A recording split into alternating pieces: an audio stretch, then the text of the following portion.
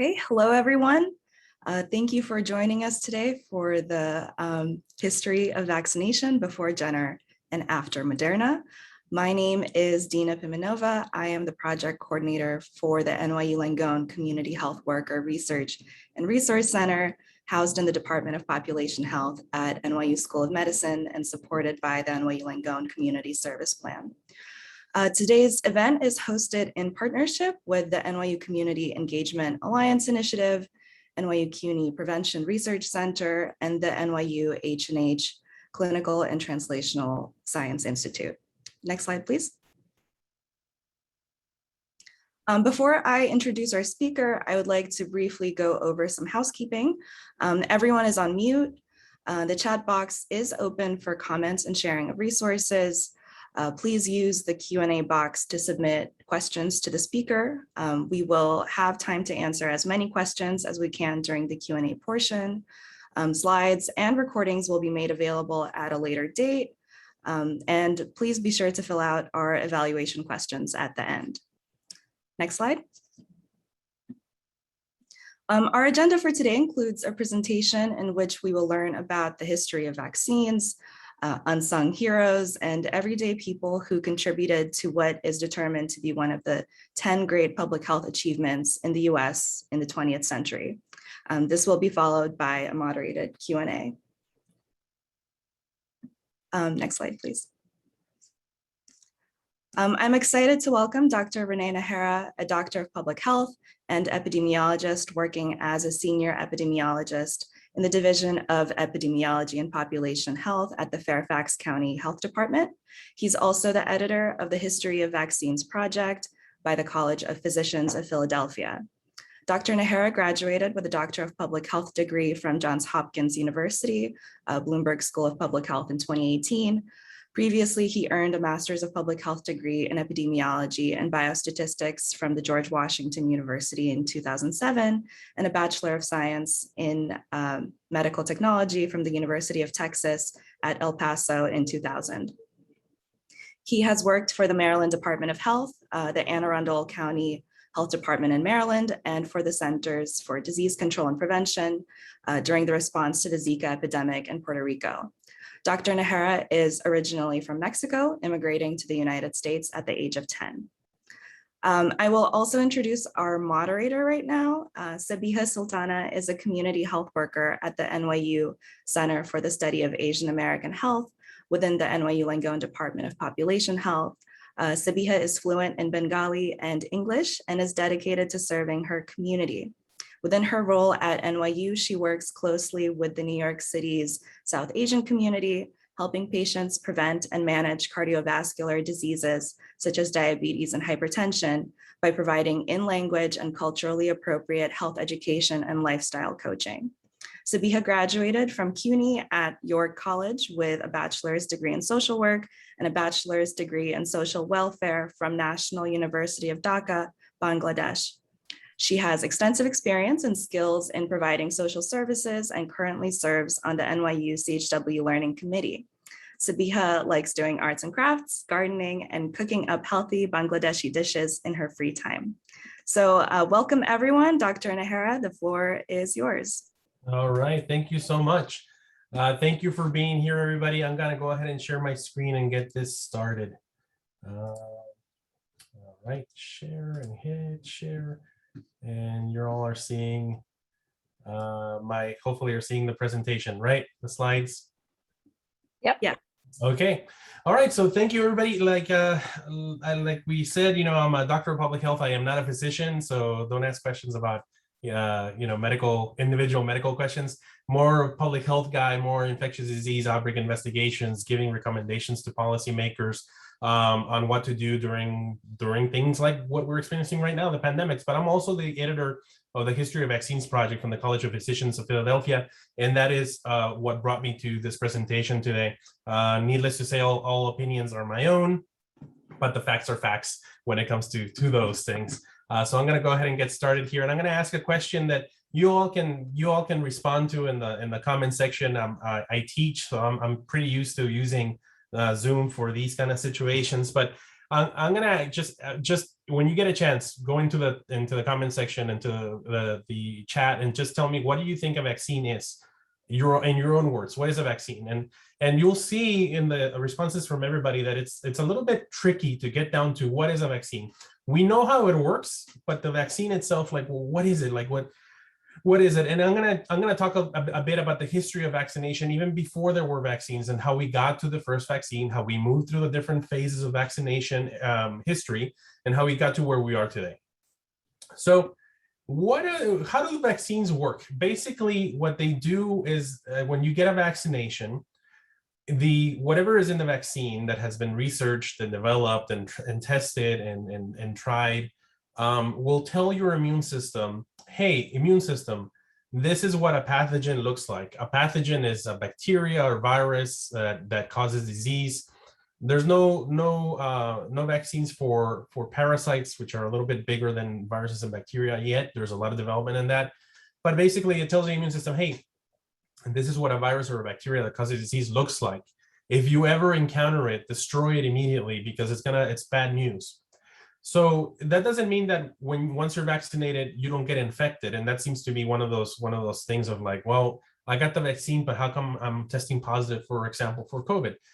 It's not a magical force field. And I think the imagery that we use about a shield, a force field is kind of a little bit wrong, because we still get those pathogens on us, but the immune system reacts so quickly because it knows what it's dealing with. It doesn't have to ramp up. It's already ready to go. And it clears the infection out quickly, sometimes so quickly that you don't even have any kind of signs and symptoms of the disease. And so vaccines, what they actually do, they don't prevent infection, they prevent disease. And in preventing disease, if you don't get sick, then you don't go to the doctor and you don't get tested and you don't get reported as a case of whatever the infection is. And if that doesn't happen, then as you can imagine, public health, we cannot count you. And so the counts of illness go down. Not because the infections were brought down, they were in a sense, and that you're also less likely to transmit the disease if you're not sneezing and coughing and feeling sick. But it's the disease, it's the clinical disease that is being brought down because your immune system is being activated and you're clearing it out.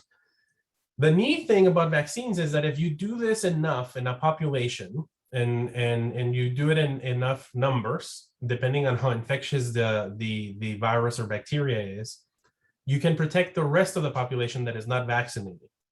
So for example, measles. Measles is very, very infectious. One case of measles can infect 18 other people who are not immune, and to the point that they get sick. And for that particular disease, we need to vaccinate well over 90% of the population to protect the other 10%. Who are the other 10%? They're the children that are too young to be vaccinated. There are the people who either are going through chemotherapy or have some sort of immune deficiency because of medication or some other disease. They are the people who cannot otherwise get vaccinated. And so that's why we need a very high level of measles vaccination to prevent outbreaks. That is called herd immunity, or the more common term now is community immunity. That doesn't mean that we prevent all the cases, but we prevent the outbreaks. Again, not a magic force field, but it stops the disease in its tracks and slows it down, makes it less infectious by preventing the symptoms that make the disease more transmittable. And so once you reach a certain level of community immunity, then outbreaks die down, the number of cases die down, the number of people with disease die down.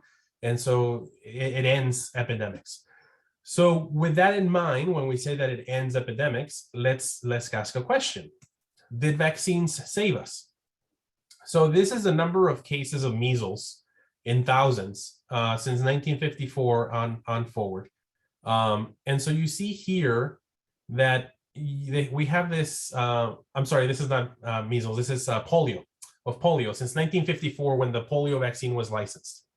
You see that it took a while for the number of cases that were counted. Again, if you're not sick enough, you're not going to get counted because you're not going to get tested. So it took a while for these numbers to go down, and then they fell flat completely, because by the 1990s, so many of us were vaccinated against polio in the United States that, number one, if we got exposed, we were not getting the full-on disease, and because we're not getting the full-on disease, we're not passing it on to other people. And number two, because we're not passing it on to other people, the virus is becoming less and less prevalent and just being eliminated, not eradicated, Eradicated means when it completely is gone from the human population. Eliminated is when it gets eliminated from a certain region, a geographic region. So right now, there's only cases of polio in Afghanistan, in the mountains of Afghanistan and Pakistan. That's it. Once those are gone, it'll be eradicated, or it'll be the second viral disease to get eradicated. So did they say, did the vaccines do this? Well, yeah, in a sense they did, because before this, there were outbreaks of polio that would happen every summer. Kids would go to the pool or to swim in some place. Sewer would get mixed in with water whenever the rainy season would come around, with well water, and you'd have cases of the disease. It took the polio vaccine to really bring down the numbers. Although vaccine by itself was certainly, it needed the help of sanitation. It needed the help of people learning about what polio was and keeping kids away from sources of polio. But the vaccines really did help. So did they save us? That's a question. It's a rhetorical question. It may seem like a rhetorical question, but it's a question for you all to ponder. When it comes to measles, again, did the vaccine save us? The vaccine for measles was licensed in the 1960s. And the number of cases of measles drops as the years go by. There's a little bit of an increase in the 1980s. So a second measles dose gets licensed and it dies down. And then we have recently the epidemics of measles associated with people refusing to get the measles vaccines for their children. So did they save us? Well, a lot of people think that measles, the disease, is not deadly. But it is. On average, 1 in 1,000 kids who gets measles will die from one of the many complications of measles. So if you see here on the number of cases back in 1968, well over 140,000. So that means that on average, 140 children died. The numbers are actually are a little bit higher than that, because back in those days, the medical technology wasn't as advanced as it is now. But you get the gist. Did the vaccine save us? But then we have a vaccine like influenza. And so here is the number of cases of influenza by season. And these are estimates. Last year, 2020 to 2021, last winter, we didn't have a surge in flu cases because of masking and social distancing that we've been doing because of the pandemic, which tells you that, masking and social distancing kind of work, right, for the flu as well. So even though we have a relatively effective, 50%, 60% at best vaccine that is safe, we still get these yearly epidemics of influenza. So, the question here with regards to influenza is, did the vaccine save us? The answer in this case, in my opinion, is no. We still get these surges of influenza year after year in the wintertime, because the vaccine is not very good as far as effectiveness, and because of our own habits, right? We still do the things that transmit influenza. And as we've learned from the pandemic, we still do those things. And so this is just a quick explanation of what are vaccines, what do they do, how do they behave at a population level. So let's get into the history. Before vaccines, and this is in China, in probably the 10th century or so, there was no knowledge of what a virus or a bacteria was. There were no microscopes. People just kind of observed. And in those observations, the folks in China observed that people who were exposed to other people with smallpox, they would become immune. Even if they got the disease, after getting the disease, they would be immune.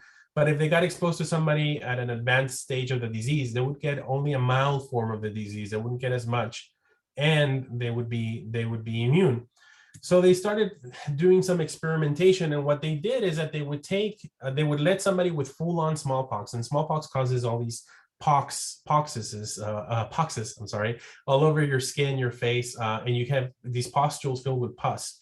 And they would let the person get really late into the disease, and they would take that pus and they would let it dry out in the sun.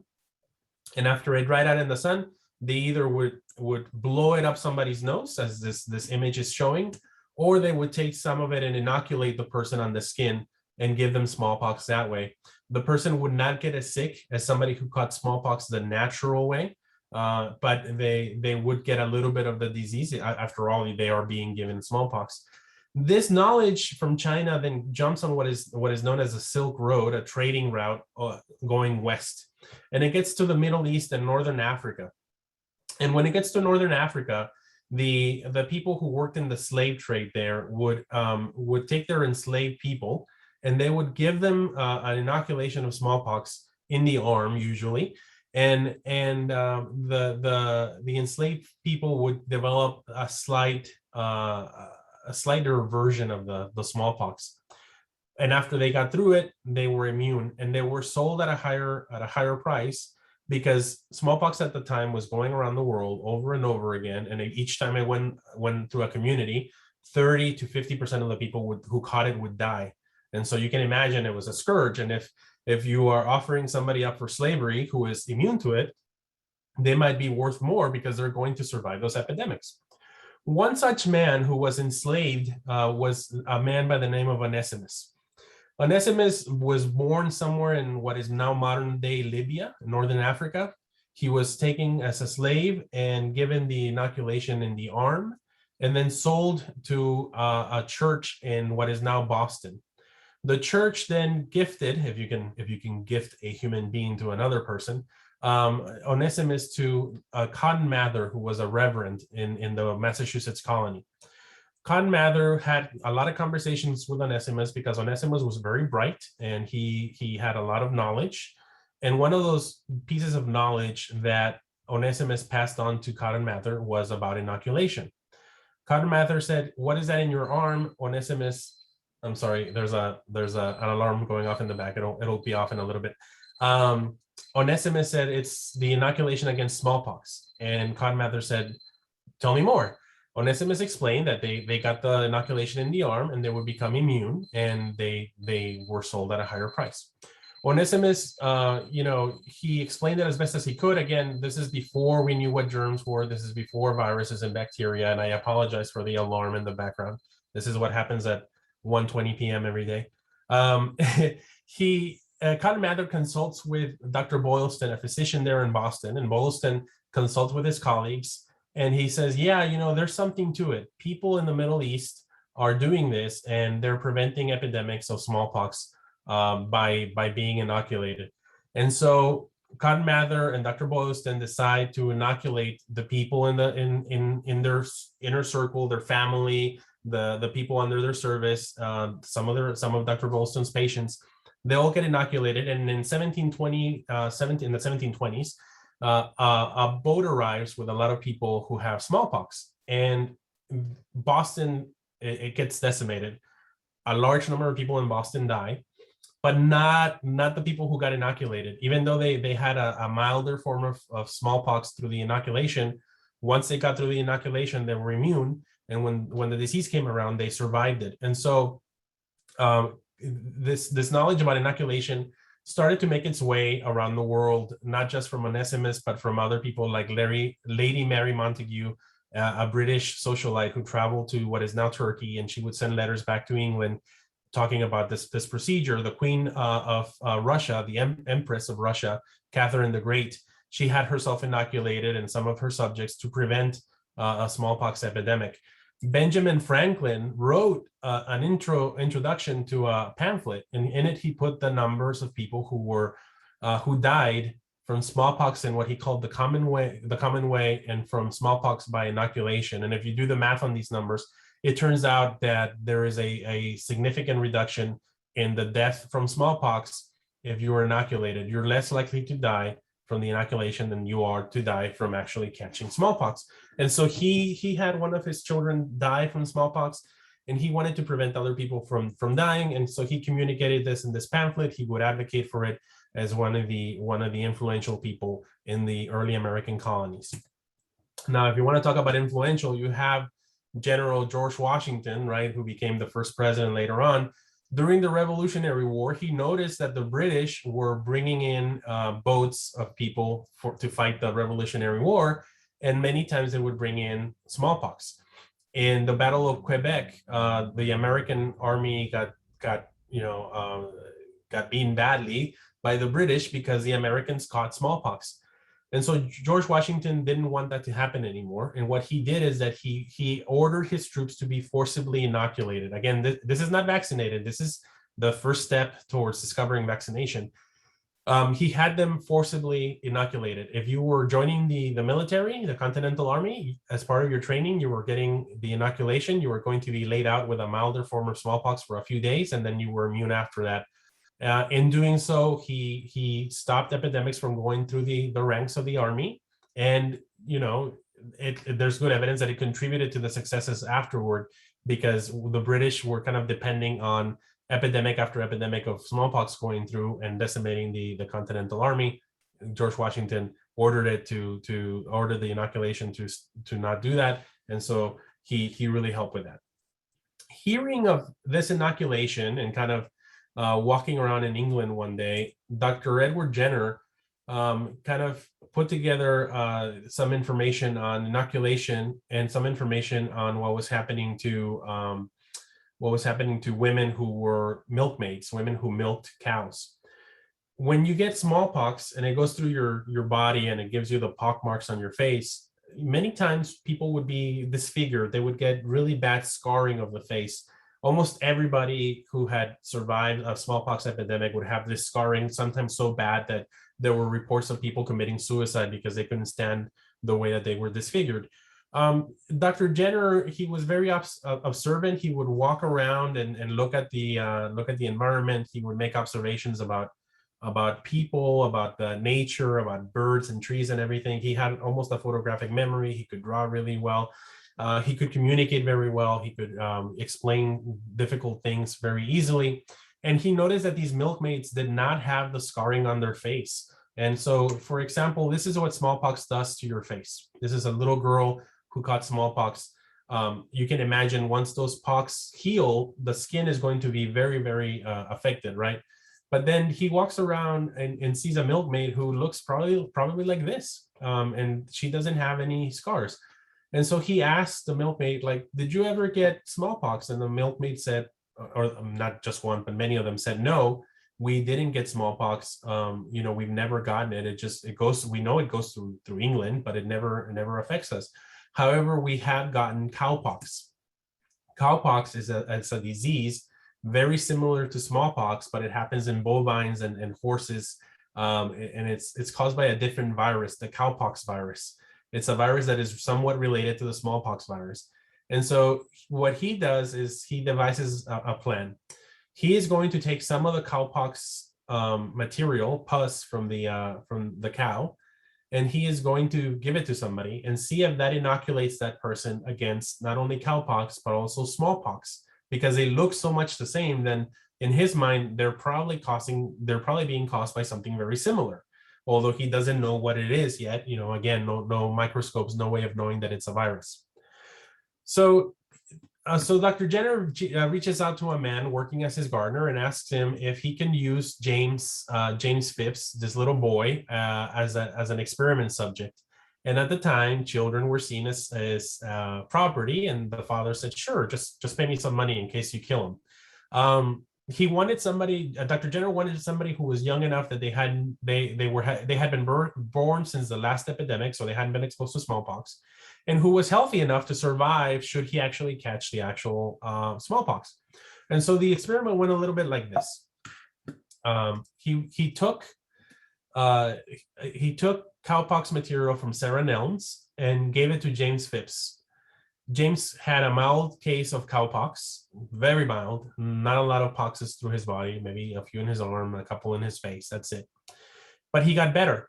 And then after James got better, he waited a couple of weeks, and then he took scabs from a smallpox patient and attempted to infect James. James was unaffected. He didn't even get a scar from that first inoculation with smallpox because he was immune through the cowpox. Edward Jenner tried this again with James, and again, it didn't take. Not only that, but nobody in James's household got the smallpox or the cowpox. And so the experiment was a success. Again, Edward Jenner, very good at writing, very good at explaining things. This kind of observation had been made before, but nobody put it down on paper like Edward Jenner did. He put it down on paper and he said, look, case after case of people that I have talked to who had cowpox do not seem to develop smallpox, even when challenged directly with smallpox. Something is going on here. And so he wrote this up and send it to all his colleagues in Britain. The history of this experiment makes its way to Spain. Excuse me. And in 1803, the King of Spain, Charles IV, who had lost family members to smallpox, decided to take cowpox and take it to the Americas, to the Spanish, what was then the Spanish territories. He asked his royal surgeon, Javier Balmes, to take children from La Coruña, children who were orphaned, to all parts of the Americas. The children were used as incubators for the cowpox, because back then they didn't have refrigerators, they didn't have a way to transport the virus. And they took these children and one after the other gave them the cowpox in the arm, and then the child would develop the cowpox, and then they would take some of that and give it to the next child, and so on and so forth. So the virus would survive all the way to the Americas. They split up in what is now Venezuela, half of the group going down to South America, half of the group going into Mexico, and even as far away as San Francisco, and then over to the Philippines. And if you go to the Philippines today, there is a large statue to King Charles IV, thanking him for bringing the smallpox vaccine, the cowpox, to the Philippines and preventing the smallpox after that. It was very well controlled. Other countries jumped in. England had the same idea for its overseas colonies. France, the Dutch, etc. After they saw this success, they all decided to do the same thing. To this day, we remember James Phipps. He lived on Edward Jenner's land for a long time until his death. He was given a cottage. He lived there. Excuse me. This was the first vaccination. So we moved from inoculation, where you get the actual virus that is giving the disease and give just a little bit of it to trigger that immune response, to vaccination, where you give something that doesn't cause disease, that is analogous or is related to what you're trying to stop, and you give that instead. The next level of discovery came with Louis Pasteur in 1885. He studied what Jenner had done, as many scientists did, but Louis Pasteur really wanted to develop more and more vaccines. He tried vaccines for everything, for cholera, for meningitis, for a lot of things. But again, he was hampered because the science wasn't as advanced, the technology just wasn't there. So he developed a lot of his own technology. Louis Pasteur is also credited with finding with discovering, or not discovering, but developing germ theory. He found out that what causes diseases are actually germs, and it's not just a bad air, it's not just a bad spirit or something like that. He said, no, it's actually germs. We have seen them. We have these microscopes now. We've seen them. He didn't quite know what the viruses were. He knew that something very, very small, so small that could not be seen by microscope, was causing some of the same damage that could be caused by bacteria. And so one of the diseases that he focused on was rabies. In the 1800s, rabies was very common in Europe. They called it hydrophobia because people who would get sick with rabies could not swallow because their salivary glands would get hyperactive. They would produce a lot of saliva, and they couldn't even swallow. And so they were afraid of drinking water. So they called it hydrophobia. A lot of animals had this. This is the time when Europe is really exploding. The industrial age is coming along. People are moving into cities, and with them, they're bringing pets, and those pets are getting out into the country and getting exposed to bats and raccoons and foxes, etc., and getting rabies, and then coming back into town and biting people. And a lot of people were dying from rabies. And so one of those people that got bitten by a rabid dog was this little boy, Josephmeister. At the age of 9, he was bitten by a rabid dog, and his mother took him to a hospital, where the physician confirmed that he's gonna develop rabies in a few weeks. There's nothing we can do. People get this all the time. And the mom said, well, there's got to be something you can do. And the physician said, well, there's this guy by the name of Louis Pasteur at the Pasteur Institute downtown who's been doing some work on rabies, but I don't know what he has. And so the mother went to Louis Pasteur and said, there's something you have to do. Pasteur consulted with his colleagues and said, look, we've been working on a vaccine to cure rabies, but what if it actually prevents it? Can we try it on this kid? And everybody kind of agreed that, yes, you should try it because there's nothing else you can do. He's bound to die. The animal was caught and was confirmed to be rabid, and so he's going to get it. So let's try something. So What he ended up doing is that he took the vaccine that he had developed and gave it to Joseph in the abdomen. After a few weeks, Joseph was free of rabies. Unlike other people who had been bitten by rabid dogs, Joseph just didn't develop the disease. And so, how did he do this? So he used rabbits, and it goes a little bit something like this. So he takes a rabid dog, and he takes the brain from the dog. That under the microscope, they've seen that the brain is the one that is the most affected by a virus. They dry it out and they give it to a rabbit. The rabbit develops rabies, and they take the brain of that rabbit, they dry it out as well, and then they give that to another rabbit, and so on and so forth. After about 30 times of doing this, the virus is weakened. It's what we call attenuated. And so at the last concentration, it doesn't cause disease, but Pasteur noticed that it caused immunity. That rabbits who received that last bit of brain did not develop rabies when challenged with rabies anymore.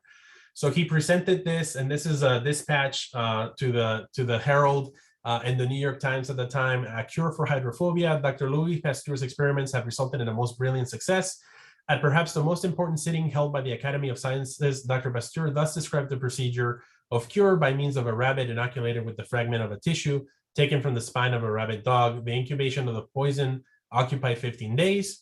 As soon as the first rabbit inoculated was dead, a portion from its spinal marrow was in turn inoculated into a second rabbit, and so on until 60 rabbits have been inoculated. I said 30, it's actually 60. At each successive inoculation, the virus increased in potency, and the last period of incubation did not occupy more than 7 days. And so the reason why it's a series of vaccines for a human is that they give you the weakest virus first, the one from the last rabbit, and then they move up in potency over several days. And I know this for a fact because I got bitten by a rabid dog when I was 5 years old in Mexico. My dad and my uncle caught the dog, turned it into the animal control. They tested the dog and it was positive. My parents were obviously, terrified of what was going to happen to me.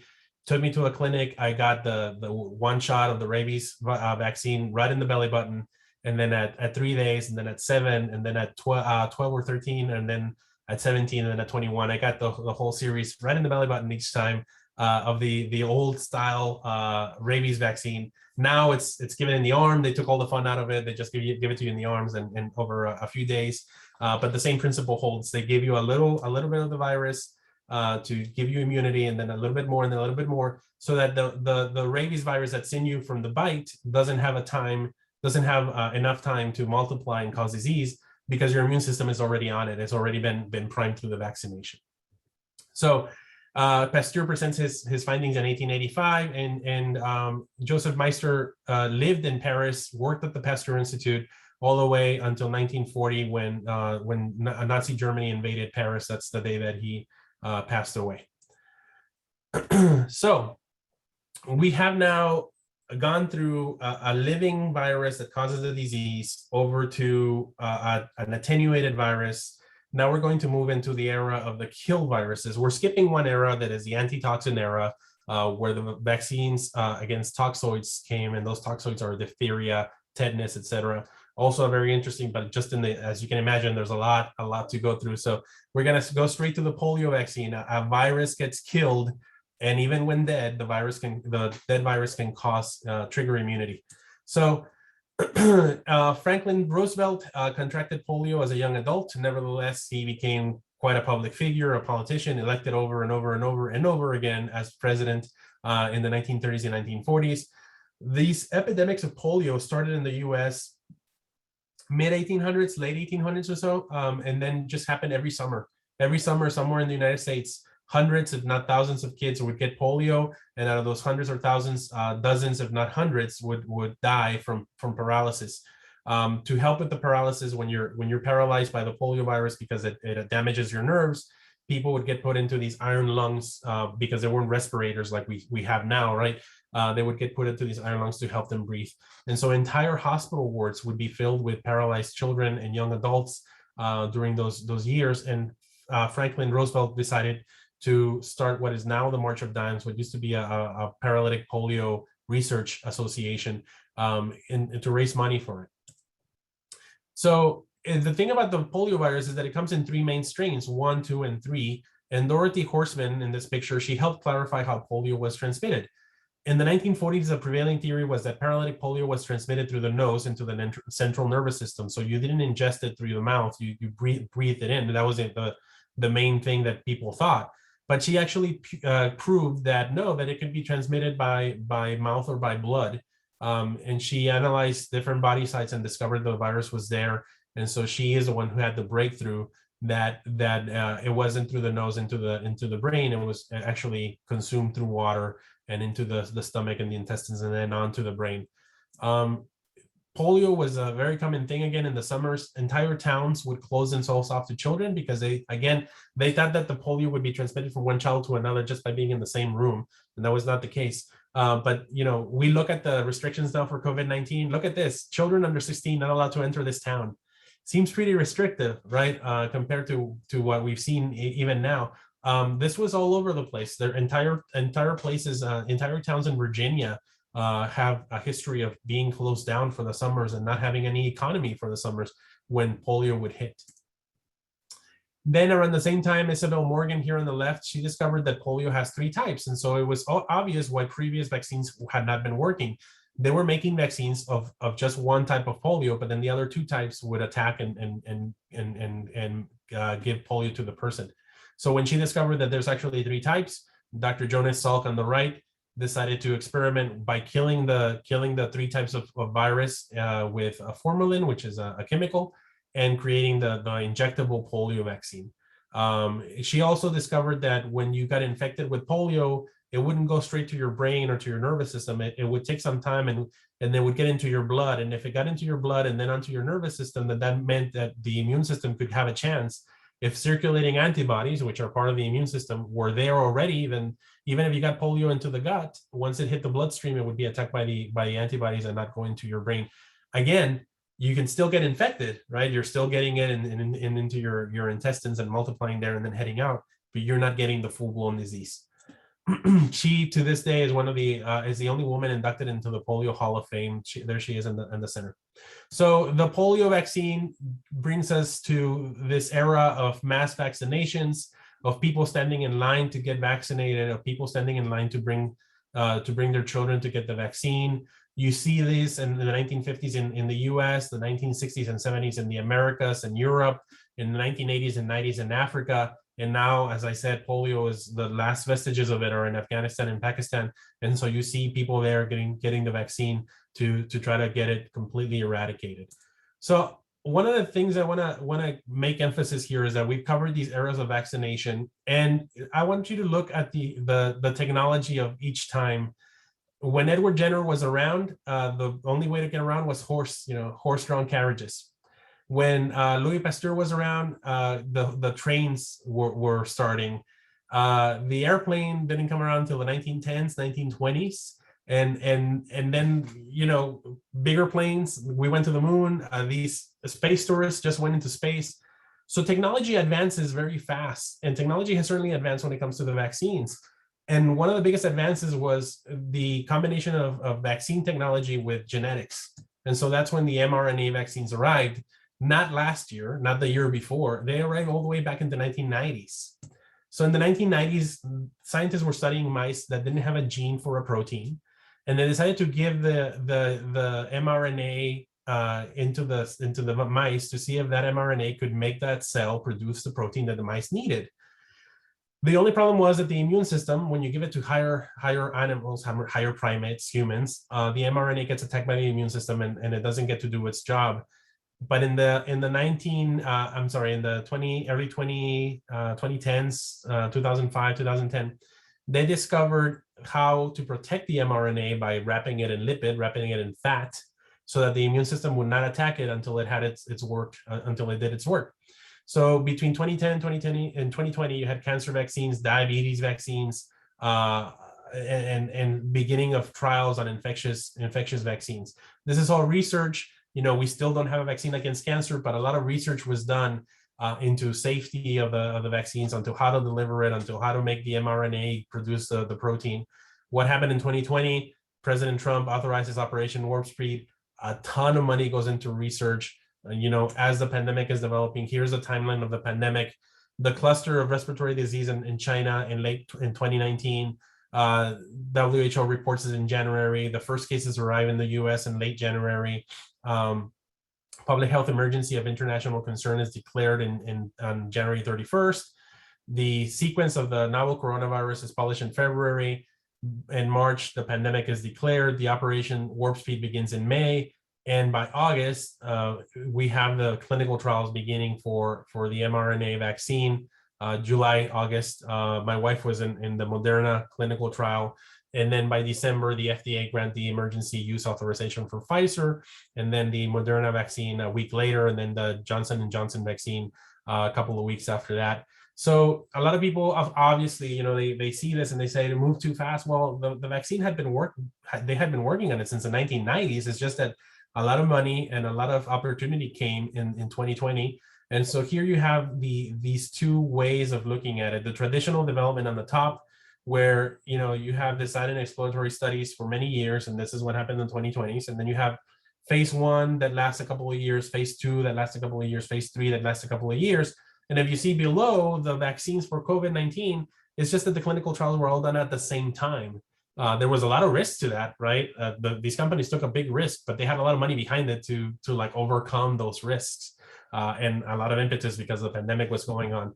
And so they condensed the clinical trial times and submitted the same data, the same clearances to the FDA to get the authorization. Not only that, but as the clinical trials were going on, they went into mass production of the vaccines, so that when the authorization was given, the vaccines were ready to go. That in itself was also a big gamble. But again, the money was there to take that big gamble. Otherwise, they would have waited until after the FDA approved them to then begin the large-scale production of the vaccine. In this case, they were doing it along with the clinical trials. And lucky for them, lucky for us, the vaccines worked. They were safe. They were very effective, incredibly effective. This is a map of the United States, percent vaccination. Some states are missing the data, but this is from the New York Times and the CDC. And as you can see, the uptake of vaccination really, really depends, right, on what part of the country you are. And as we probably heard and seen in the movie, not in the movies, as we probably have heard and seen in the news, it depends a lot on political ideologies, political leanings, both of the recipients of the vaccine, but also the leaders of the vaccine. So I see there's questions in the chat, and we'll get to this here in a little bit. So what comes next? We're in this new era of vaccination of genes. And so one of the things that you can infer or you can deduce from genetics is, are you at risk of acquiring a disease?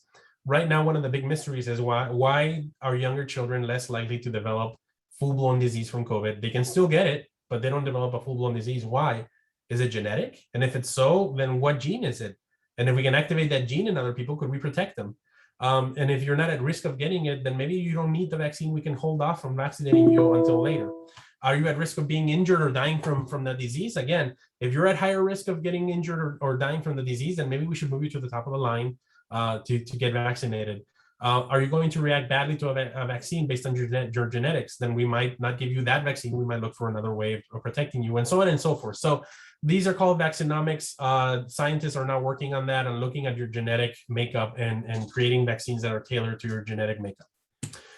So my last section here is the unsung heroes. It's the everyday folks, as those of you in the audience who are working in healthcare, who are working in community outreach, who are working with people who are working to go out there and get people, not only the vaccines are not the end all be all for diseases, to get them to eat better, to get them to live better, to get them to live in less crowded settings, to get them to be less poor, less overcrowded. If there are substance use disorders, they have that, to maybe go into a harm reduction program, et cetera, et cetera, et cetera.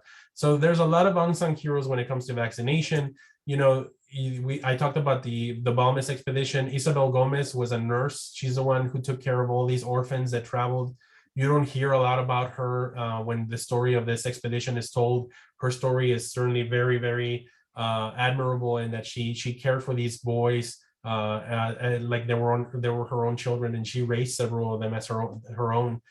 She ended up staying in Mexico and then gone to history We don't know exactly what happened to her after that.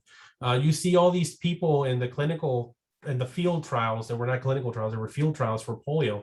You see all these people, giving their time and effort to get kids vaccinated. This is in New York City. This picture is in Mississippi. People just donating their time to getting kids vaccinated against something that is very serious. In Africa, here you have Mr. Isaac here with these kids who have just all gotten the polio vaccine. This is in 2018. They're showing their pinky finger because when they give them the vaccine, they also mark their pinky finger so they don't get another dose of the vaccine, showing that they're vaccinated. And so Mr. Isaac, in some difficult conditions, he is out there providing the polio vaccine. This picture is from Mexico. You have a vaccinator at a clinic giving a child the vaccine. I am the product of many of these clinics in Mexico, protecting us kids against diseases that would otherwise kill a large percentage of us. I went to Barranquilla, Colombia in 2014 for the Zika epidemic. If you've ever been to Colombia, to Barranquilla in particular, very, very hot, incredibly hot, but yet you have these community health workers, caminantes, walking from house to house, checking vaccine records. And here you have one of them doing that at a household. And if they found a child that was under vaccinated or needed vaccinations, they offered the vaccines right then and there. Again, very hot. I was exhausted just half an hour into this. They would do this day after day, neighborhood after neighborhood, just going out there. We don't know who they are, right? They're not the developers, they're not the Salk, the Isabel Morgans, but they're certainly incredibly important to the effort of preventing infectious diseases through vaccination. And this one is the one that always kind of makes me even tear up, because this is 23-year-old Irfanullah carrying the polio vaccine to the top of the world in Pakistani mountains. He said, "It is my duty to cover each and every child in my area in administering the polio vaccine. And for this purpose, I have to face all kinds of challenges. Our mission is to protect every child of the country from this debilitating disease. And for this purpose, we will continue our effort until we accomplish our goal. I and all my colleagues are elated that our efforts are being valued by the world. We hope this will boost Pakistan's efforts to eradicate polio. It is our desire to see the end of polio, not just in Pakistan, but the entire world." And it always gets me because, the effort put into this, he doesn't need to do this. He really doesn't. There's a better way of getting up there, right? Maybe a helicopter. But he does this, and so does Mr. Isaac, and so do the other ones. And so those of you in the audience who do this kind of thing, the unsung heroes, not just for vaccination, but for all things public health related. We can have all the research in the world, we can have all the epidemiologists in the world, but without the people to translate that into action, into knowledge for the community, into getting the community overall picture of health better, it goes without saying. So with that, I want to thank you very, very much for your attention. My email here, rnajera@collegeofphysicians.org. If you have any questions, if you want to ask anything further about this, about the history of vaccines, I'm also on social media, Twitter @EpiRen, and my professional Facebook. I'm not going to give you my personal Facebook, but my professional Facebook page, facebook.com/rene.f.najera. So with that, I guess we can go into the Q&A. Thank you so much. Good afternoon, I'm Sabiha. I will be moderator to the webinar, The History of Vaccine Before Jenner and After Moderna. Thank you so much, Dr. Najera, for this great presentation. It was actually very knowledgeable and informative presentation.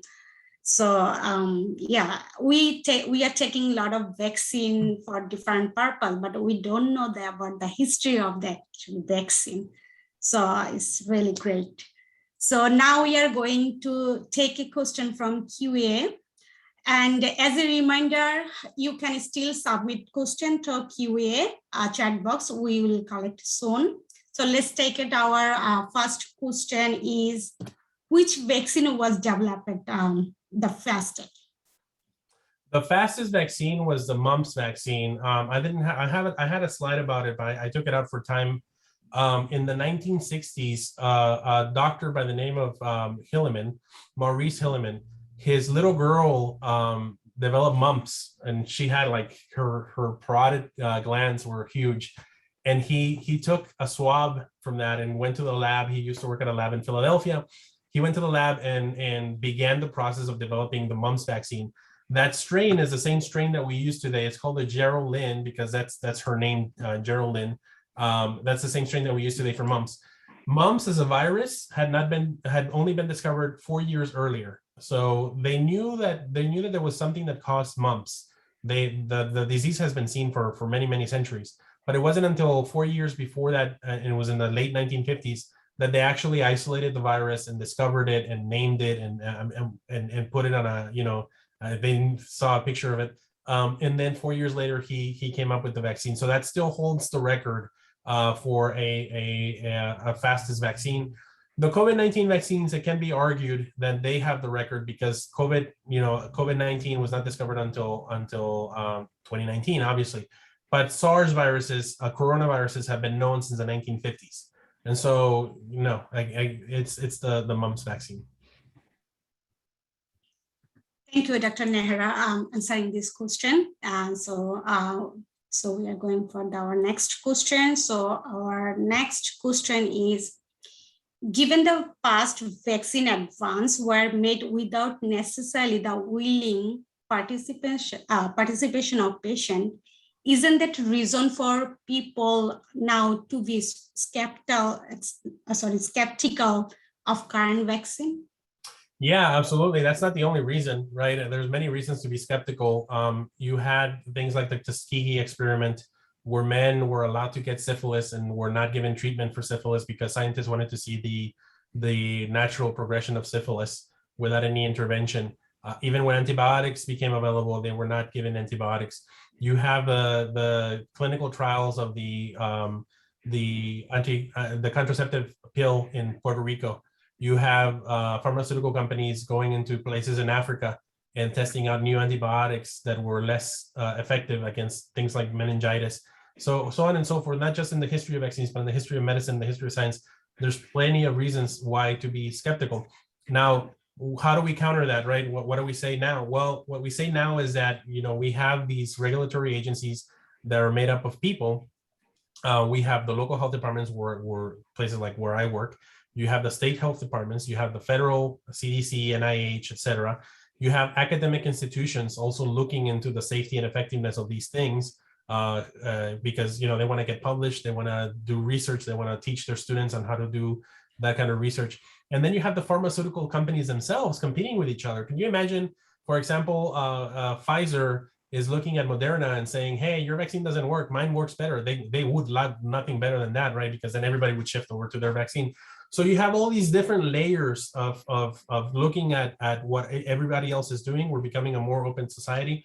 So while there is plenty of evidence in the history that will lead one to be skeptical, there's also a lot to be hopeful from, because you have a lot of places, a lot of people, a lot of institutions looking into the safety of these things, looking into the openness. The COVID-19 vaccine, unlike any other vaccine in history, has been one of the most open ones, that you can see what people are going through when they get the vaccine and when they don't, right? We see the statistics. The statistics are being posted in many state health departments and local health departments on who is vaccinated and who isn't, who is at the hospital. And right now with the Delta variant, with this wave, 90 to 95 to, in some cases, 99% of people who are hospitalized are not vaccinated. So that gives you a clue as to the safety and effectiveness of the vaccine. So yes, there's plenty of reasons to be skeptical. I don't fault people who are skeptical and who are a little nervous about it, but at the same time, I encourage them to look at the other side of things, to look at the benefits and at the improvements that have been made in the technology and the oversight of these things now more recently. Thank you, Dr. Najera. So I have another question from audience. Question is about, given the prevalence of the Delta variant, are there other types of vaccine being developed that will aim to prevent different COVID variant? So yeah, it's so the thing about the mRNA vaccine is that it's so easy to just switch it over to another variant very quickly. You don't even have to grow the virus in your own lab to get a vaccine. So it used to be in the times of Jenner and Pasteur and even Salk, and even in more modern days, you had to grow the virus or bacteria in your lab to split it apart to create the vaccine, or to do something with it, not just split it apart, but either kill it or do something with it. Now you don't. Now all you need is for one lab to get the Delta variant, put it in a machine that sequences its DNA or RNA in this case, gives you the code. You tell another machine, make me an mRNA of this with this code in it, and I'm going to put that into the vaccine, and it's super, super fast. So that's another encouraging thing, is that yes, they're ready to switch over to another variant, should a variant come out that is not as protected by the vaccine as even the Delta is. Even Delta, you know, people are not getting the full-on disease if they're vaccinated. But if one comes along, the time to change that is super fast now that all you have to do is just have its genetic sequence. Thank you, Dr. Najera. So another question, I know we have the limited time, so we are trying to get down some questions related to our vaccine. So our next question is that if people accept a vaccine for the measles, mumps, polio, and many other diseases, why do you think the COVID-19 vaccine has been different? Because it's not affecting children. All those other things, measles, mumps, all those other things affects children. And when a child is injured or hurt, the entire society comes out to if the child falls in a well, the whole town comes out to get the child out of the well and seal the well forever. If a child is lost, the entire community comes out to look for the child. We are very protective of our children. As a father, I have a 4-year-old little girl. I will protect her at all costs. And so that is why when you see the threat of measles, mumps, rubella, chickenpox now, even though many people don't see it as a threat, but it can be quite deadly if you've seen the things that I've seen. We see that and we do it.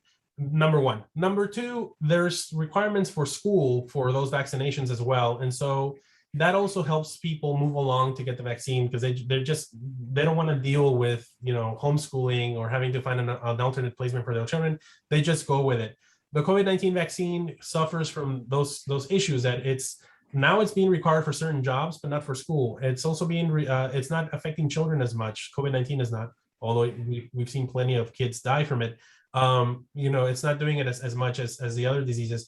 And unfortunately, the polarization of it, right? The country is very polarized between the blues and the reds, the rights and the lefts. And one president helped get this vaccine going.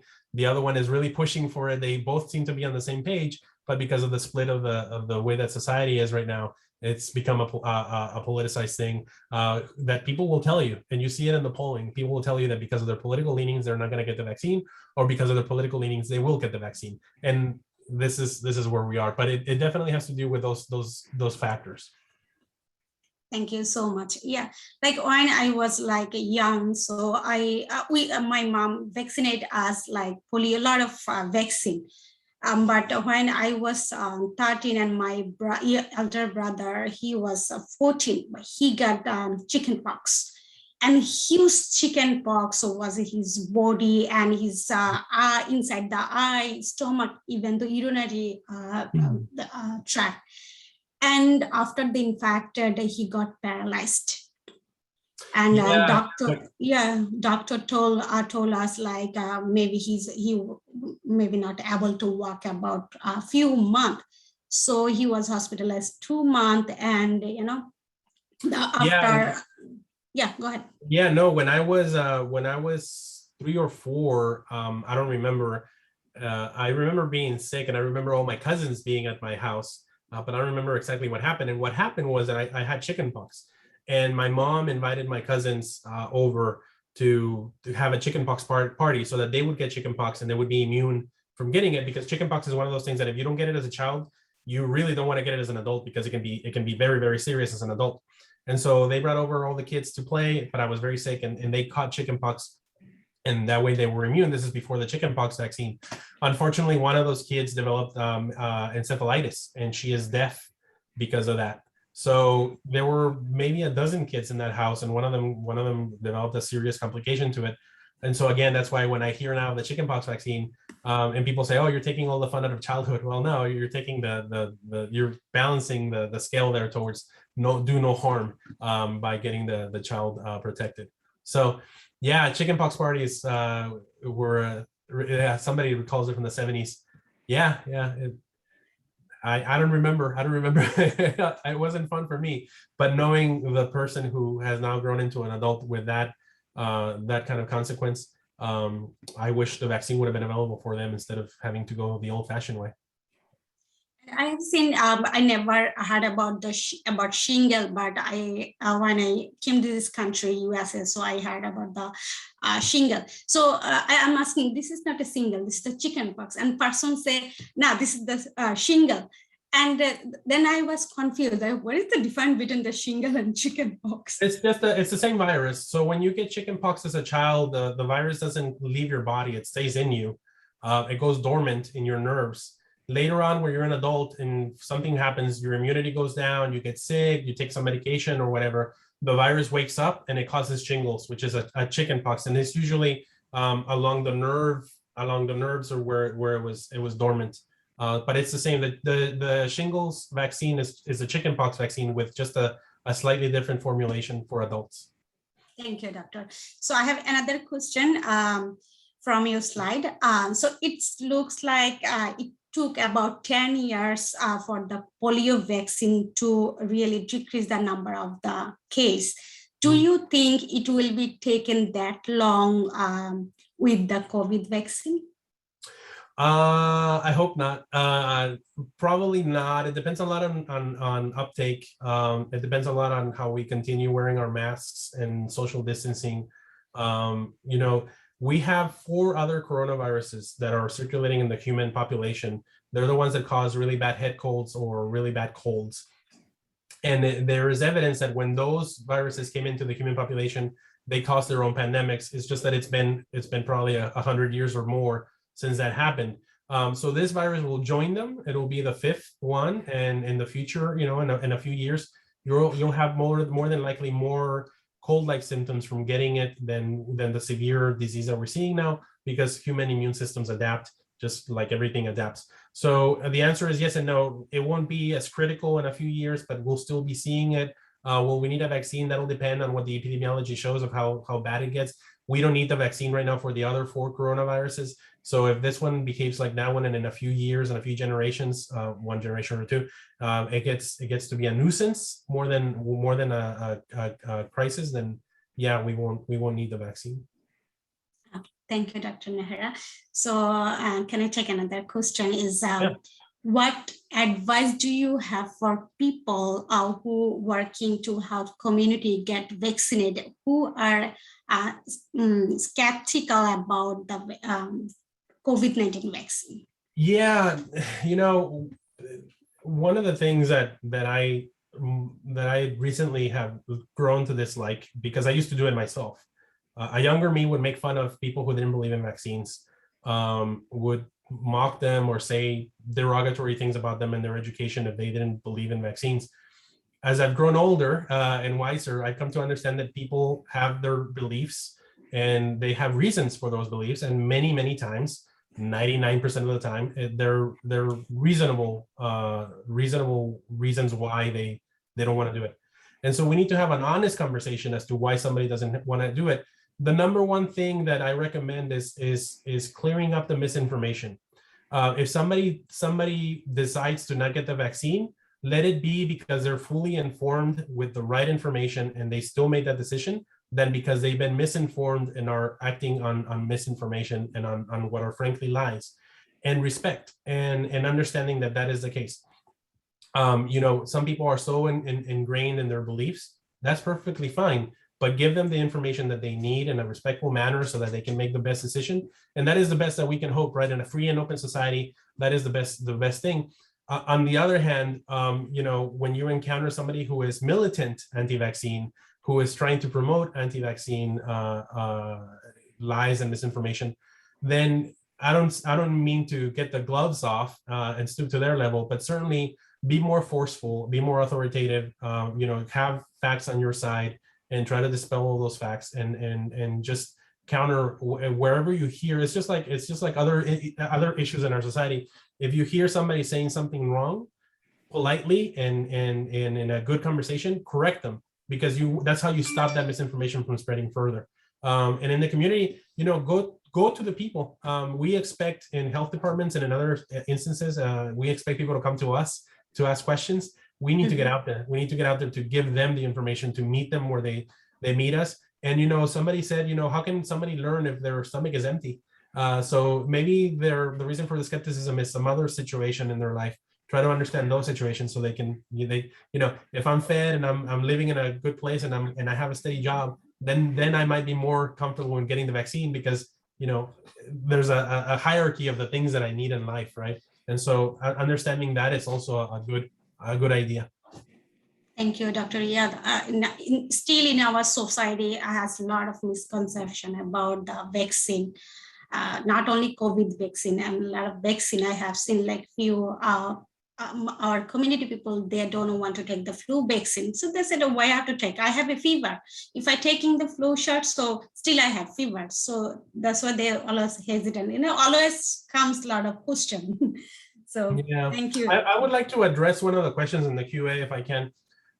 So somebody mentions if COVID-19 vaccines are safe, why many healthcare workers like doctors or nurses are still unvaccinated? That is a truth, right? Many are still unvaccinated, but the bigger truth is the proportion who are still unvaccinated, and that proportion is super small. In the whole population of healthcare workers in the country, in the United States, the number who are unvaccinated because they don't want to get vaccinated, not because they can't. You know, some of them can't because they have previous medical history, because the vaccine hasn't gotten to where they are yet. But those who won't is very, very small. Yes, they are many, but they are very, very small. They're very vocal. They're very outspoken. They're very militant. They're very willing to file lawsuits to get on the media and social media, but they're very few. And so the vaccine is safe. And the reason why many healthcare workers are not getting it is because even in that broader population, a tiny fraction is always going to be skeptical of science, of reason, and of the evidence. And so when you say many, yes, that is true, it is many, but we need to put it in a more nuanced discussion of the proportion. And it is very, very tiny. Healthcare workers, for the most part, they want to do what is best for their patients, what is best for their families. And right now, with the evidence that we're seeing, social distancing, masking, and more often to prevent the disease, the vaccine. Thank you, Dr. Najera. So I want to ask another question. Who have working on the challenge of developing a successful vaccine to prevent HIV? Would you like to know precisely how the COVID vaccine was developed so quickly and effectively? So, like I said in the discussion, you know, what they did is that they did the clinical trials at the same time that they were doing the manufacturing. So they compressed the timelines a lot, and they took a risk. And somebody mentioned this risk about the cost. They took a risk because if under normal circumstances, if they do that and it doesn't work, they're out of a lot of money. They might even have to shut down operations. But because there was that insurance, think of it like an insurance. If you fail, you're still insured for all your losses. And so that's why they did it. The thing about the HIV vaccine is that HIV virus mutates. Every time it multiplies and mutates, then it becomes a completely different kind of virus every time. And it does that many times over, even inside of an HIV infected person. So when somebody gets infected with HIV and they develop HIV and hopefully not AIDS, not that we have treatment for that. But if they pass it on to somebody else, they're passing on a completely different virus. Not so with the coronavirus. It does mutate, but it doesn't mutate as fast as the HIV virus. It is that rate of mutation, that fact that from one person to the other, it is a completely different virus, that it is making it so hard to get a vaccine. Because when you develop the vaccine, you might as well develop it for a billion kind of HIV viruses, because it is behaving like that. Also, HIV viruses are what we call retroviruses. They behave in a completely different way than regular viruses. So there's some of the mechanics there without getting into a full class about virology. That's why it's taking so long. That's why it's so difficult to get that, versus the coronavirus, which is a slow mutator, is more of a traditional respiratory virus, and so on and so forth. And the influenza virus mutates slightly faster than coronavirus. And so the reason why we're seeing so many variants is because so many people the world over are getting coronavirus. If it was behaving like the flu, we would see less variants than we do with the flu, less mutations. Thank you, Dr. Najera. So next question is, Our next question is, thank you for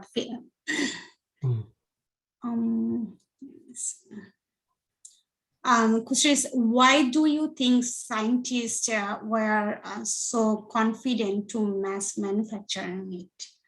Again, because they had that history of the mRNA vaccines going to the 1990s, and they had seen what they could do, and so they had the backing of the U.S. government as an insurance.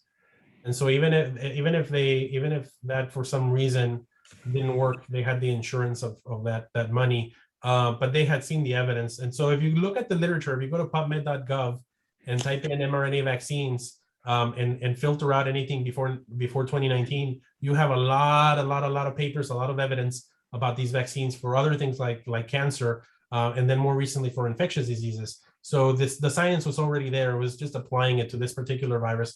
If it hadn't been applied to coronavirus, in 2 to 5 years, it would have been applied to some other infection, other virus, maybe the flu. And they are doing mRNA flu clinical trials. So it was only a matter of time until it was done. What really pushed it ahead was the pandemic and the money. Yeah, thank you so much. So, and to take another question.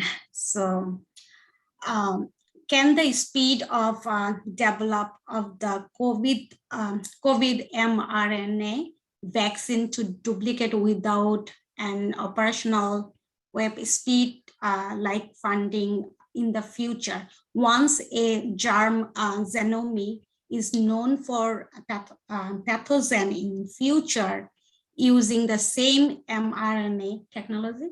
Yeah, that's a good question. So yes, what they can do now is they'll take the genetic code. So for example, the influenza vaccine. The influenza vaccine right now, what they have to do is they get the flu virus from somewhere in the world where a new strain comes out. They take it, they put it in an egg, a chicken egg, it grows. They take it from there and then they put it in another chicken egg and it grows, and they attenuate it that way if it's going to be a live virus, just like Pasteur did with the rabbits. Or they take it, they grow it in a chicken egg, and then they put it in a chemical to kill it, and that's the killed vaccine. And so what they're aiming to get your immune system to do is to create antibodies against the HA, and I'm forgetting about H and the N, HA and then N antigens. And so H and N antigens. And so if they give you those viruses, your immune system will create antibodies against the H and the N antigens, the proteins on top of the virus. So what they can do now is they can get the mRNA code in the virus that creates those proteins and put that mRNA code into the mRNA vaccine, give it to you, your cells produce those proteins, your immune system reacts to those proteins, and you become immune to those proteins instead of having the virus inside of you. So yes, very promising for flu, very promising for some of these viral diseases where the immunity depends only on the surface proteins of the virus, the antigens. For more complicated viruses like HIV, it might be a little bit more difficult to do. And then we have the really slow viruses like mumps. Again, the Geraldine strain from the 1950s is still what we use because the mumps has not mutated. The same thing with the measles, very slow mutators. So for those, it might also benefit us from an mRNA vaccine that can be given, and created rather efficiently. Because again, you don't have to grow the virus, you don't have to expose your lab personnel to that virus anymore. You just get the code and you put it in the machine and it makes it for you. Thank you, Dr. Najera. So I have another question. Sorry, it's a lot of questions. It's okay. Can you tell us about the MU variant? How is it compared to other variants? So what causes a mutation for this virus? So let's start with what causes the mutations. So if I give you a sheet of paper with a story on it, and I tell you to copy it word for word onto a piece of paper, and I tell you to do it as fast as you can, you're going to make some mistakes. When you make those mistakes, you can go back and you can correct those mistakes, and it looks the same. It makes a copy of you're making a copy and you corrected your mistakes. Viruses, when they multiply, they're making copies of themselves, but they don't have the mechanisms to correct those mistakes. So each little mistake in the copying of the genetic code, each little mistake becomes its own mutation. And so you do this over and over again with millions and millions of people getting the virus all over the world and millions of viruses inside of you, the chances of a mutation are very, very high because there's just no way to correct that mistake. So that is what causes these mutants to come up. And there are mutants that don't concern us because the virus behaves the same way. It's either just as infectious as the original one or even less infectious, or it responds well to the vaccine. Once in a while, we get something like Delta that is more infectious, but reacts the same way to the vaccine. And then once in a while, we get Mu, the Mu variant that is coming up right now that seems to be more infectious, and the vaccine doesn't work as well for it. There's still not a lot of evidence, epidemiological evidence. A lot of the evidence is laboratory-based, but we need to see a little bit of how it's behaving in an actual human population to be concerned. So right now, they're taking a close look at it at who is getting infected, how sick are they if they become sick, and if they're vaccinated versus unvaccinated, how they're reacting to it. And then when that comes out, we'll worry more. Right now, my best advice to everybody is to not worry about it because it's not something to worry about right now on top of everything that we have to worry about. If you have the vaccine, then your level of worrying should be less.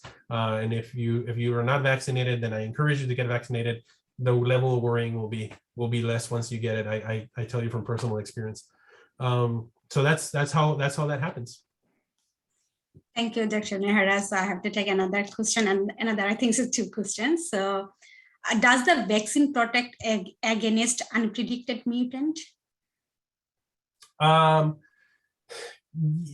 Yeah, I mean, it depends. If the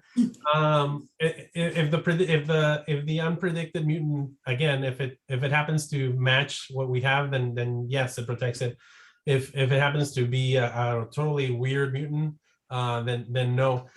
The other thing is that these are not the only 5 known coronaviruses. There's another coronavirus that caused the epidemic in 2003. There's another one that caused the epidemic in 2012, the MERS epidemic. So they're out there, and the more that we grow our cities into the natural ecosystems of animals that carry these coronaviruses, the more likely these things are going to happen. And it's not just coronaviruses, it's other viruses that can jump from animals to humans. If they mutate in the animal population to adapt to be able to cause human infection, we're gonna have another pandemic on our hands. And so the vaccine does protect us against some unpredicted mutants, but it might not against others. It just depends on what happens. It's really a lot of luck right now that we're riding on. I should be the one giving the updates on the news. No, Dr. Fauci does a really good job at that. But I say that jokingly, but I also do want to warn, Dr. Fauci does not know everything. He's human, he's fallible too. So get your information, your scientific information from a variety of scientific sources. Don't just go with one. As much as I love Dr. Fauci, I also I trust but verify the things that he says. He said some things when the measles outbreaks were happening a couple of years ago. Somebody asked him if vitamin A protected against measles, and he said yes. I know that he meant no, but he said yes because if you have vitamin A, if you eat well, and I eat well, obviously, then you're less likely to have complications from measles. If you're undernourished and you don't have enough vitamin A in you and you get measles, the complications could be severe. And so they asked him that, and he kind of answered yes, but he didn't mean that the vitamin A protected you from the measles disease. It protected you from the complications of the measles disease. And so I was like, oh, Dr. Fauci, like you missed an opportunity there. But get your sources, varied sources, and verify them against each other. If a majority of scientists are saying something, there's something to that. And I know we sometimes like to think of the maverick scientist, the one scientist that is going against everybody. It doesn't work that way in science. 2 plus 2.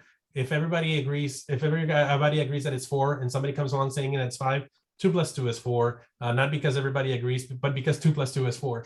So always be wary of the people who call themselves mavericks or want to go against the scientific consensus. And that said, science does change as well. We saw it with this epidemic, right?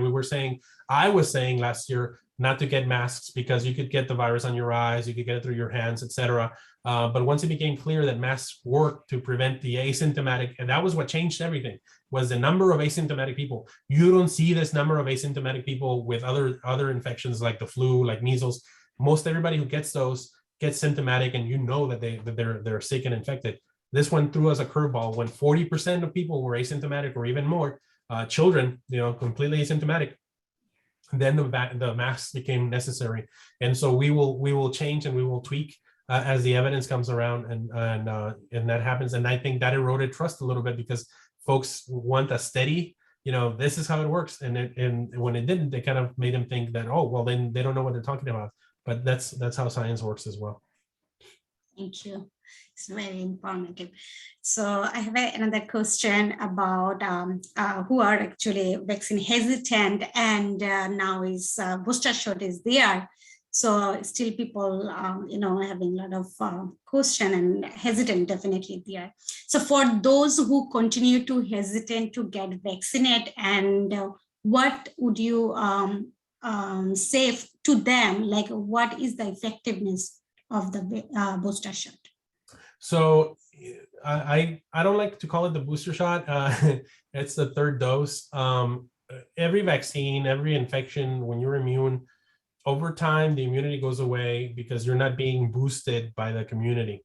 So chickenpox is a really good example. Chickenpox, the reason why it stays dormant inside of you is because children around you will have chickenpox, and they will boost your immunity. So you will get exposed to their chickenpox, and then your immunity reacts again and again and again and again. Now that more children are vaccinated against chickenpox, that is not happening. And what happens is that your immunity is waning, and so the virus inside of you wakes up, and so you're seeing shingles at younger and younger age groups because this is what is happening. There will come the time when you don't see shingles anymore because everybody will have gotten the chickenpox vaccine, and so then that's over. Game over. There's no more chickenpox. And so for this one, the third dose is necessary in people who are showing signs that their immunity is gone after 8-9 months or so, who have not been boosted because that's actually a good thing. They've been taking care of themselves. They haven't been as exposed, right? So there's that need there. So a lot of vaccines started off that way. The measles vaccine back in the 60s, they thought it was once and done because once everybody got their first dose, they seemed to be immune, and the numbers started dropping. It wasn't until the 1990s that they kind of realized, when those kids from the 60s and 70s grew up, they kind of realized, oops, we need a second dose, a booster dose, because they're getting it at older age groups. We're seeing some of that now with mumps as well. That's going, probably very soon is going to be a need for a mumps booster before college, because a lot of college age kids are getting mumps, even though they're quote unquote fully vaccinated. They don't get it as badly as if they were not vaccinated, but they're still getting it. So this happens. It's just that we're seeing everything happen in kind of a fast forward, kind of very fast, because so many people are getting COVID because it's a pandemic and it's happening so fast. And so as to the effectiveness, it should be just as effective as the first two doses. It just brings you back up to a level that if you do get it, if you do get the infection, your body will clear it out very, very fast before you feel symptoms. Most of the time, a few people will get symptoms. Yes, a few people will get severe disease. But again, the number, we can say few, but the proportion is actually very tiny. So it will be my last question. So these questions, I think it's another two questions I have to ask you. So are doctor and research required to let us know when the vaccine are updated? No, they're not. I mean, is a restaurant required to update you when they change the recipe for your favorite chicken? So no, they're required to tell regulatory agencies like the FDA when they change something in the vaccine. If the change is significant enough in the ingredients, et cetera, that they need to do clinical trials, they need to do those clinical trials. But if in the case of the flu vaccine, when they change strains every year, they do a very small, very limited clinical trial just to make sure that they hit the right strain. But it's like, think of it like an apple pie. If you have apple pie and you want to make cherry pie, you can have all the everything the same except the filling. You just change apple for cherry, and you still have a delicious pie. And so the same thing is with the vaccines. If you just change one little component, and it's not going to change the overall aspect of it, you don't need to notify the regulatory agencies. Thank you. Somebody said something. I didn't want to call it a booster shot because boosting is more of an effect of being exposed to the disease and your immune system being boosted by being exposed to the disease, to the infection, than a vaccine. I know it's interchangeable, and yes, you can call it a booster shot. The media are calling it a booster shot, but it's scientifically it's a third dose. Boosting comes from being exposed, not from the vaccine. Thank you, Dr. Najera. So I have another question. Like, would you like to recommend any source for us to get information about vaccine? Yeah, so we have CDC, we have NIH as the traditional ones. I think the World Health Organization does a great job with their infographics in different languages around the world. The Pan American Health Organization for Spanish and Portuguese and French, I think also they have some there. So look to those academic institutions, Johns Hopkins, George Washington University. A lot of them, they also have really neat infographics. And then your local, in the United States, local health departments and state health departments are employing more and more creative people to create some of that information. So you can also look to them. And then just again, take it from validated sources more than others. Be very skeptical of things that people share on social media. Trust it, but verify it. Thank you, Dr. Najera. Thank you, audience, for active participation. So it was Thank you so much, Sabiha, for your expert moderating, and Dr. Najera for really a truly fascinating presentation and discussion. I hope you had a chance to look through the chat a little bit. You got a lot of kudos from our audience. It was really super informative and interesting. I know that you should see a poll pop up on your screen. Please answer, I think there's 4 questions. That'll give us a sense of if we're on the right track here. I did also want to thank my other colleagues at the NYU Community Health Worker Research and Resource Center, especially Dina, for all your great work on this, and Nadia Islam and Sue Kaplan. And also we partnered with the New York Community Engagement Alliance initiative, CEAL, and the NYU-CUNY Prevention Research Center with Nadia Islam and Sarah Hussein for their help as well. So really just thank you so much. I know this has been really informative for everybody. As we've said in the chat box, we will be sharing slides with folks who registered, and the recording with Dr. Najera's permission. You have my permission. Fantastic. Dina, anything else? Nope, I think that's all. Just stay tuned for an email from me with the slides and the recording. And I wish everyone well. Thank you so much. All right, thank you, everybody. Stay safe. Let's talk about some other subject next time. Yeah, we'd love to hear from you. About your cats. Yeah, let's do that.